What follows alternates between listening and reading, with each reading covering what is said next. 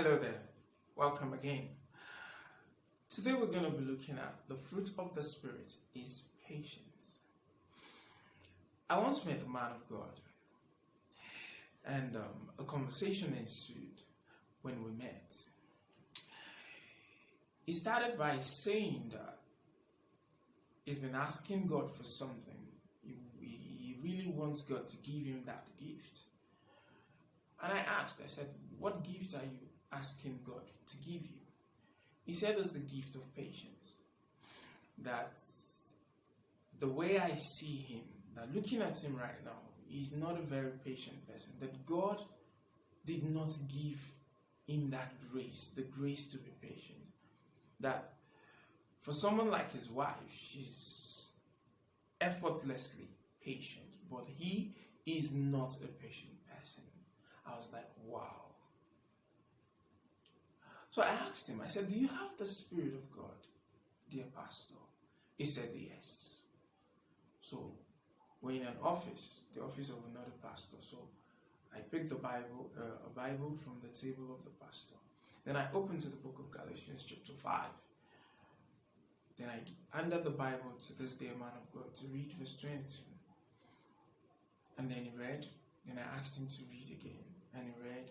I asked him to read the third time. He read.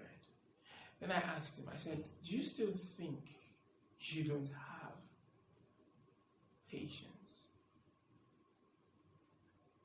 And again, patience is not a gift. It's a fruit that the Spirit produces in us. He said that he has never seen it this way. So we went on, and I was able to share some things with him.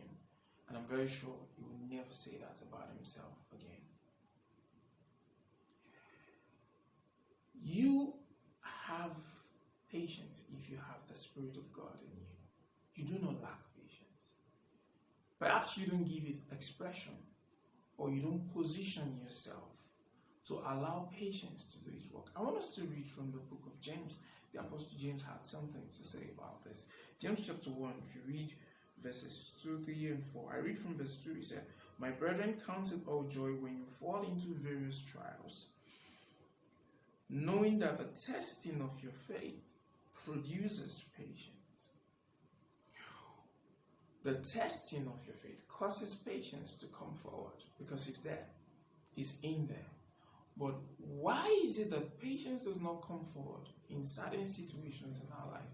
That brings us to that point where we start thinking we are devoid of patience or we lack patience. Verse 4.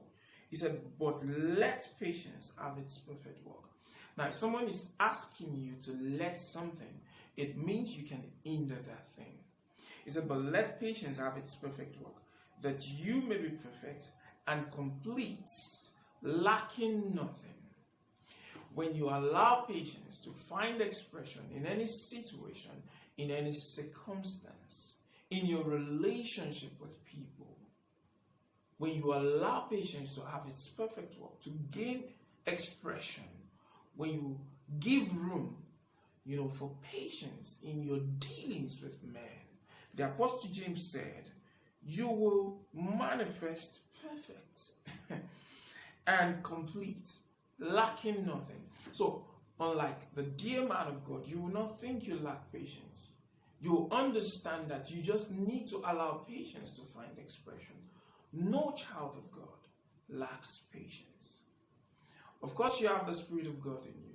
And the Bible says in Galatians 5 verse 22 that the fruits that the Spirit of God in you produces, causes to find expression in you, is patience.